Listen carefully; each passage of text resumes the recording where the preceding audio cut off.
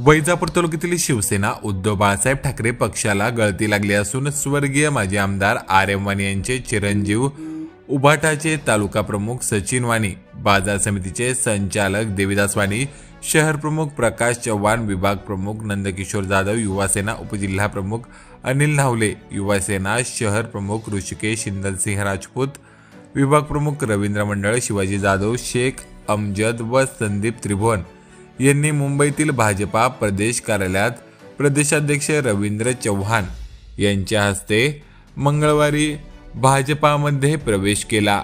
यावेळी मंत्री अतुल सावे, खासदार भागवत कराड, आमदार संजय केनेकर, विभाग संघटन मंत्री संजयजी कौडगे यांची प्रमुख उपस्थिती होती। दरम्यान भाजपाचे जिल्हा उपाध्यक्ष अविनाश पाटील गलांडे, ज्ञानेश्वर पाटील जगताप, कैलास पवार, संदीप ठोंबरे यांचीही उपस्थिती होती।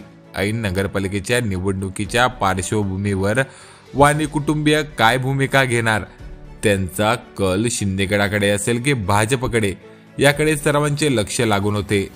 अखेर वाणी कुटुंबियांनी भाजपामध्ये प्रवेश केला आहे।